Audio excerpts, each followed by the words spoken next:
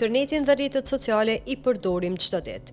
Klikojmë, postojmë, komentojmë e madje edhe shpërndajmë. Por sa prej nesh e dim se çfarë të drejtash kemi në sferën digjitale dhe çfarë ndodh kur ato cënohen.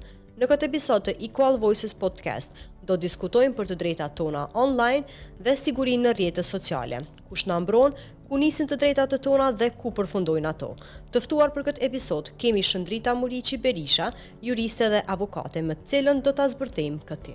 Atëherë Shëndrita, na për fillim të flasim për të drejtat online. Çka nënkupton ligji në Kosovë me këto?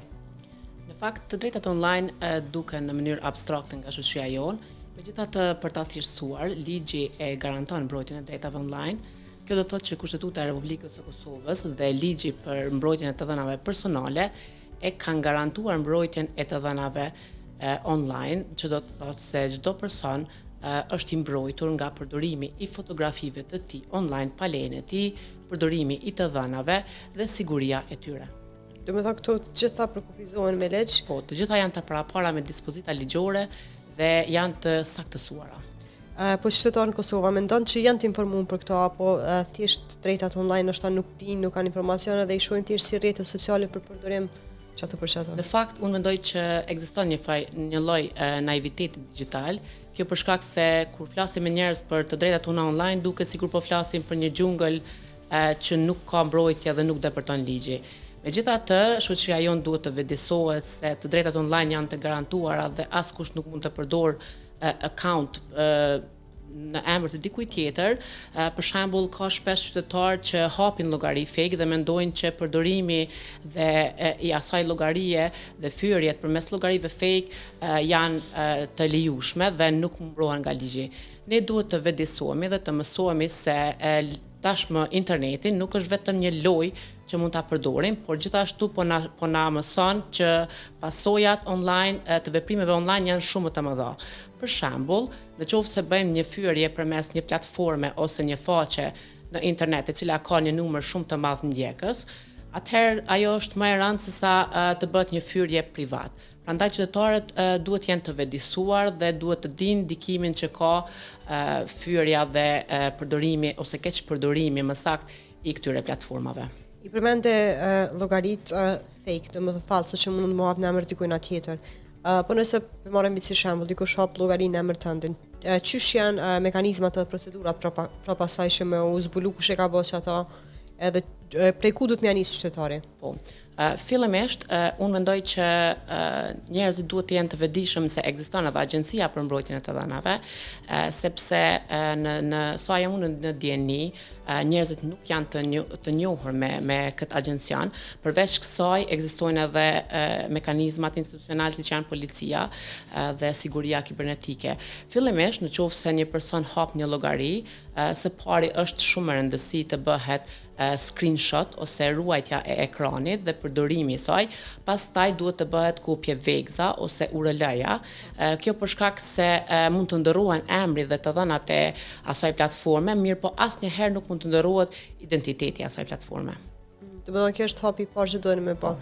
Mandej në për çfarë mekanizma ka lënë ky si rast nëse e marrim krejt si mund të më vazhdu? Po, në fakt, të gjitha aplikacionet kanë të drejtë, ne kemi të drejtë në të gjitha aplikacionet që të ankohemi.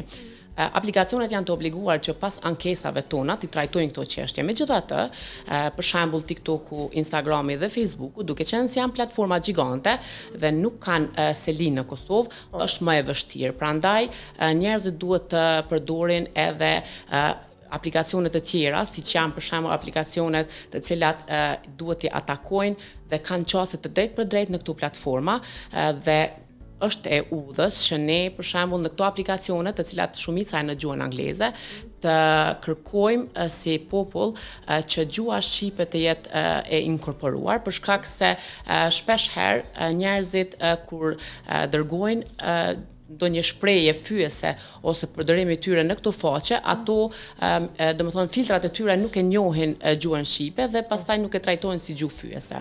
Megjithatë ekzistojnë edhe këto aplikacione të cilat kanë qasje të drejt për drejt. E më pas vinë rastet edhe më të rënda siç janë rastet e kërcënimeve ose rastet e më të rënda siç është përdorimi i fotografive duke përdorur shprehje që nuk janë të atij personi edhe keqpërdrimet e tjera. Natyrisht për to është udhës të drejtohemi policisë dhe institucioneve tona. Nga përvoja jo në praktik, pra cilat janë shkeljet më të shpeshta që ndodhin në sferën e të drejtave online? Po, nga praktika jonë si avokat, më së shpeshti kemi përdorimin e profilave fake, pra marrja një fotografie, për shembull, zakonisht janë të prekura vajzat, marrja një fotografie të ndonjë vajze dhe hapja e një profili me emrin e saj, për shembull në TikTok, në Instagram ose në Facebook, dhe më pas përdorimi një gjuhë të papërshtatshme në emër të saj. Më pas, domethënë aktuale është edhe shantazhi. Shantazhi nënkupton krijimin e besimit tek një person dhe më pas marrja e fotove intime nga ai person dhe shantazhi i atij personi që në të ardhmen të paguajë me para ose të kryej veprime të caktuara, me shantazh që në të ardhmen nëse ai person nuk i bën këto veprime, do të dërguan fotografi tek familjarët.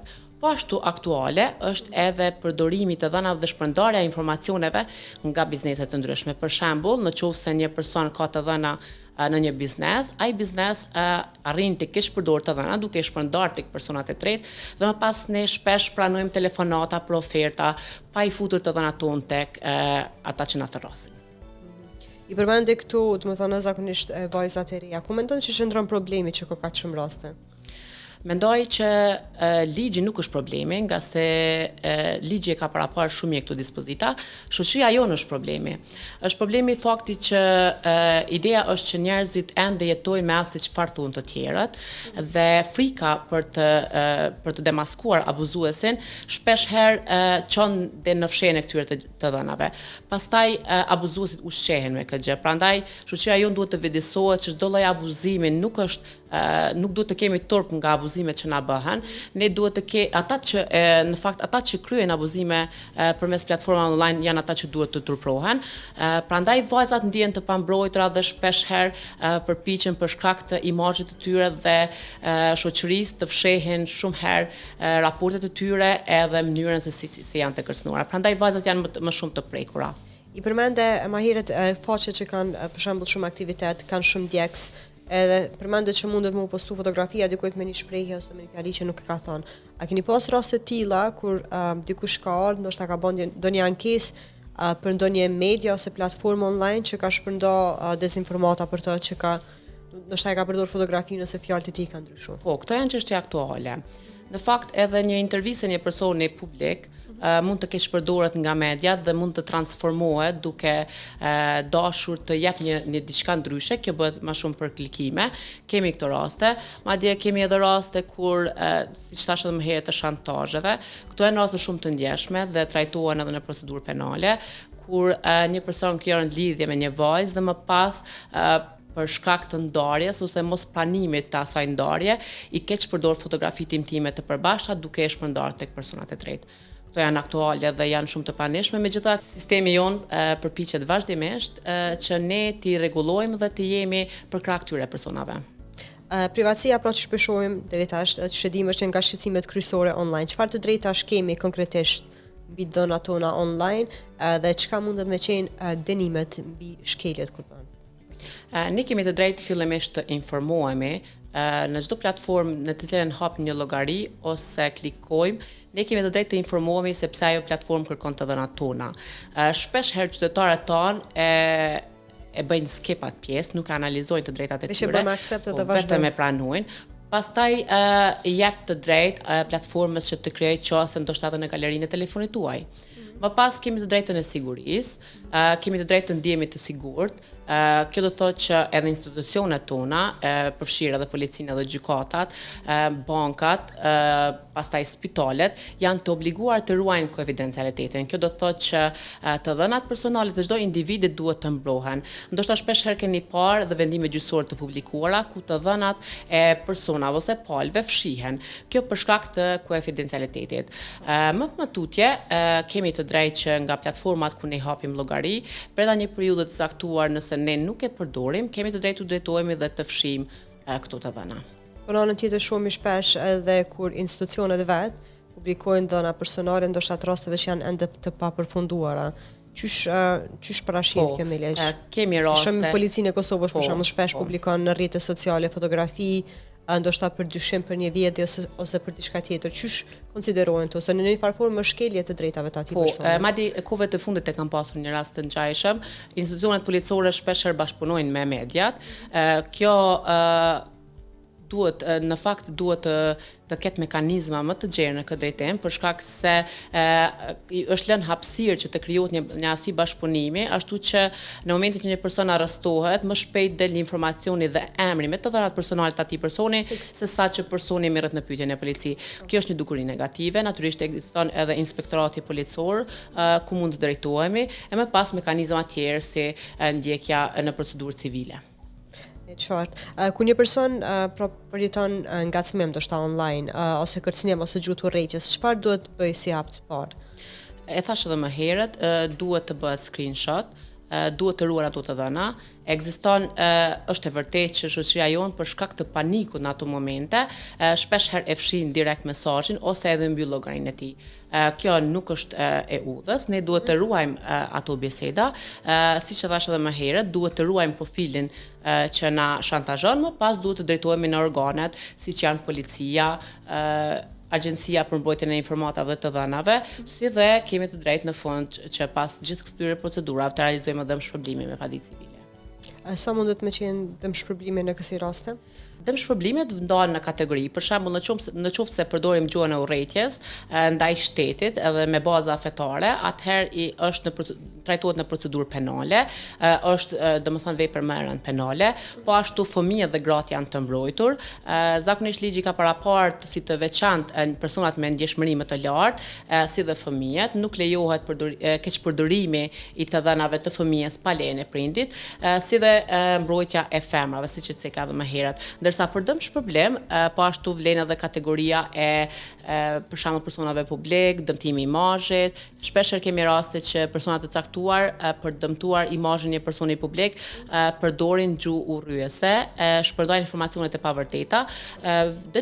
Dëmshpërblimet mund të shkojnë edhe mbi vlera mbi 100.000 euro, 200.000 euro më lart. Përmendëm më herët që shpesh platformat e mëdha që janë Facebook, Instagram, TikTok e këto, kur bën abuzime të qytetarët edhe pse i raportojnë, ato në një farë forme ndoshta nuk merren parasysh. Po sa është e rëndësishme në aspektin ku një lëndë trajtohet të jetë parimisht edhe ky raportimi në rrjetet sociale.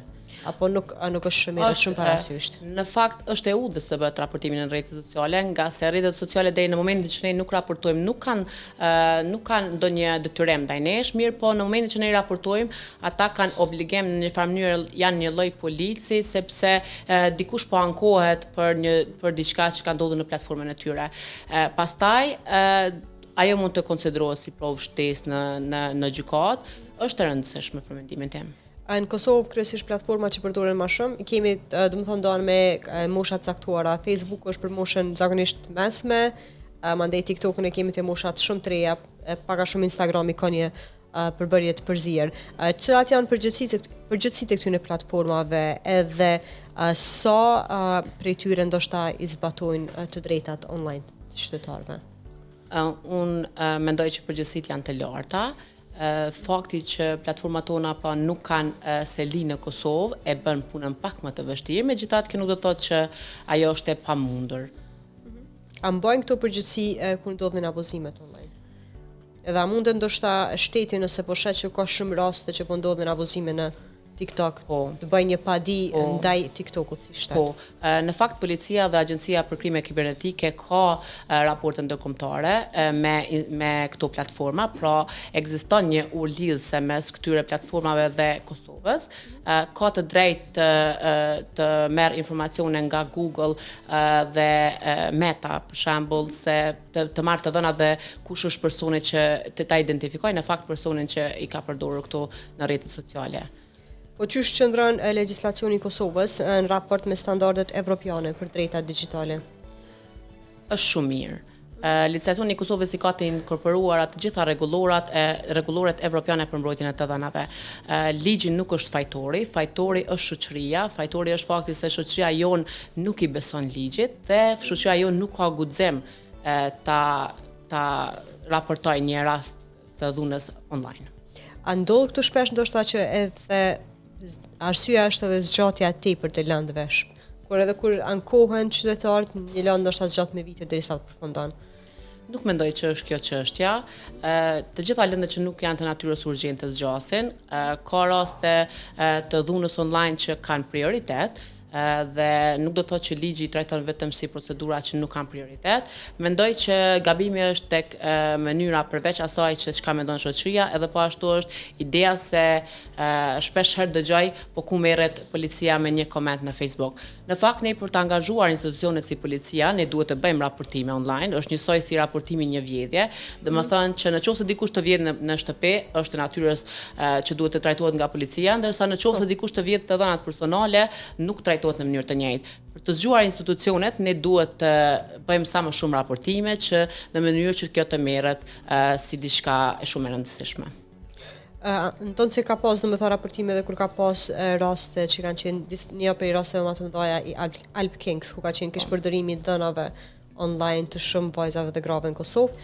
Mandej është raportuar që shumë prej grave nuk e kanë marrë guximin me raportuar policive për shkak që këto e cekët që është thjesht një koment ose një numër që është shpërndar etj. Aty që keni pa ju si juriste ndoshta këtë rast. Në fakt është një ndër rastet më të veçanta të keqpërdorimeve online, keqpërdorimet domethënë si në Telegram, ku janë përdorur foto të vajzave dhe numra janë shpërdorur të dhëna dhe informacione.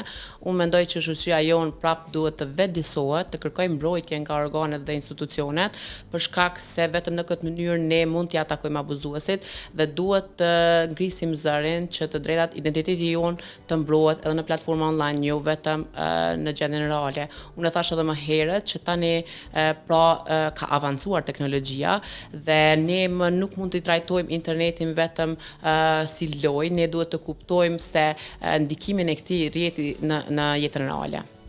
A mendon që ka boshllëqe ligjore në Kosovë, të cilat ndoshta i lojnë edhe qytetarët në një farë forme me rapre këtyre ngacmimeve abuzimeve online? Po, pavarësisht që ligji ka të inkorporuara dispozita për mbrojtjen e të dhënave, ndër boshllëqet që unë i shoh sot është inteligjenca artificiale. Sot mund të përdoret zëri, fytyra, imazhi i dikujt, të krijohen video pa qenë. Këto nuk janë të parapara me dispozita ligjore ende, prandaj duhet të bëhen ndryshime dhe të merren parasysh sepse ka ndodhur viteve të fundit, ndërsa ne si avokat përpiqemi të trajtojmë këto raste duke i përdorur domethënë analogjinë në raste të shpifjes ose falsifikimit. Do të thotë keni përdorur ligje të tjera për me arsye. Kemi përdorur dispozita të tjera për të trajtuar çështjet si rastet me inteligjencë artificiale. Do të thonë kush dosh ndoshta Kosova me marrë si shembull prej shteteve jashtë që i kanë inkorporuar këto dispozita në ligj. Në fakt ne sistemi jon inkorporohet nga shtetet si Gjermania, Franca, prandaj ne duhet të jemi më mirë të them shembulli vetvetes, ne jemi të vetëdijshëm sa çfarë duhet, thjesht duhet të punojmë në këtë drejtim. Nuk mendoj se shoqëria jon ka mangësi dhe ka njerëz, nuk ka njerëz në fakt që i përkasin nivelit, sa që të jenë të vetëdijshëm se çfarë duhet. Thjesht duhet i lëm hapësirë njerëzve të dijshëm dhe duhet të kemi vullnetin dhe dëshirën të punojmë për të mirën e shtetit tonë, institucioneve tona e më pas edhe për veten. Nga se nëse ne kontribuojmë në institucionet dhe shtetin tonë, automatikisht ne po kontribuojmë në shoqërinë tonë, në veten dhe në pasardhësit tonë. A mund të shëndrita nëse të kujtohet për momentin na tregu një prej rasteve ndoshta që ka qenë më të veçanta, së të rënda, si të themi, këtë aspekte të shkeljes së drejtave online të cilën ju e keni trajtuar?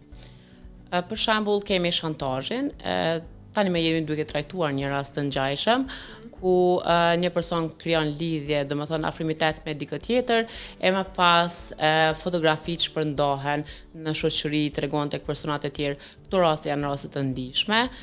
Ligji i trajton në mënyrën e duhur, megjithatë po të shohësh nga praktika, domethënë vendimet e gjykatave, shumica e vendimeve të gjykatave janë dënime me kusht dhe gjoba deri në 1000 euro. Për mendimin tim, Vetëm deri në 1.000 euro për shembull, në 90% të tyre janë dënime me kusht, që do të thotë se një person dënohet me burgim, por nuk e mban dënimin me kusht që në qoftë se përsërit atë dënim, pastaj do dënohet me burgim ose dënim me gjob. Për mendimin tim, kjo lë hapësirë që abuzuesit të kenë mundësi të përsëritin veprimet e tyre, për shkak se nuk merret parasysh. Në një mënyrë ne duhet të shtrëngojmë abuzuesit, ashtu që të prekim ata në vendet ku, domethënë siç është gjoba, dhe t'i dënojmë ashpër në mënyrë që të zvoglojmë këto dukuri, nga se janë shumë të ndihshme. Dhe ndikimi i tyre nuk është vetëm tek individet, por ndikon po ashtu edhe në prishjen e imazhit, pastaj tek familjarët, mund të çojë në depresion ose në raste ekstreme siç është vetvrasja. Prandaj dënimet janë shumë të ulta. E në raste kur përsëritet kjo, çka ndodh mandej? Në qoftë se përsëritet, deri në sa është mundësia në qoftë se përsëritet vepra, atëherë ai person trajtohet, domethënë ashtu siç është dënuar me burgim, në qoftë se është dënuar me kusht dhe e përsërit prapë veprën, ai shkon në ekzekutim të trajtohet për si raste.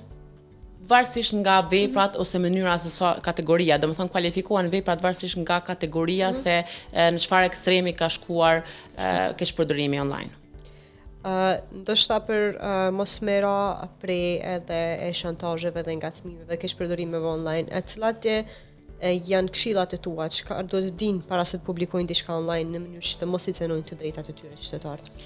Po, unë mendoj që qytetarët fillimisht duhet të shfrytëzojnë të gjithë mekanizmat e ruajtjes së të dhënave të tyre, duhet të bëjnë domethënë konfigurimin 2 herë të bëjnë sigurinë e aplikacionit në të cilin futen, pastaj duhet të kenë kujdes në çfarë informacione shpërndajnë, nga se shumë herë mund të keqpërdoren dhe mund të jenë cak i sulmeve nga persona të tretë. Po ashtu, në raport me të tjerët, duhet të jenë të vetëdijshëm se liria e tyre mbaron aty ku fillon edhe privatësia e tjetrit. Kjo do thotë se në qoftë se ne e vëm veten në pozicionin e tjetrit, ne po të atakoheshim nga një koment i dikujt, atëherë duhet të kuptojmë që edhe tjetri atakohet në njëjtën mënyrë dhe është natyrisht e kundërligjshme dhe është shkelje, po përveç penale edhe civile. Edhe për fundamenton që institucionet e drejtësisë, ndoshta edhe policia po bëjnë mjaftueshëm që me informu qytetarët lidhur me hapat që duan me mri deri te raportimi e një abuzimi online. Në fakt unë mendoj që më shumë këtë aspekt. Në fakt unë mendoj që kjo çështje është çështje më e rrallë që dëgjohet nëpër media edhe në institucione. Zakonisht mediat janë ata që përhapin informacionet dhe përcjellin rastet në sistemin gjyqësor. Mendoj që është çështje shumë pak e trajtuar, po ashtu nuk ka lloj trajnime ose mbledhje të caktuara ku informohen qytetarët, për shembull për agjencinë, për mbrojtjen e të dhënave, për ligjin dhe për këto të dhëna të tjera. Prandaj qytetarët nga mungesa e vetëdijes lidhur me mbrojtjen e tyre e identitetit të tyre nuk i shfrytëzojnë këta mekanizma. Ndoshta do ishim pas më shumë edhe fushata prej policisë. Natyrisht. Mendoj që është çështje shumë pak e diskutuar tek ne. Atëherë Shëndrita, faleminderit shumë që ishe sot me neve edhe që diskutuam këtë temë kaq të rëndësishme. Faleminderit edhe nga ju për ftesën. Ishte kënaqësi. Ka që ishte për këtë episod të Equal Voices Podcast, ne shihemi në episodet e radhës me tema të tjera. Mirupafshim.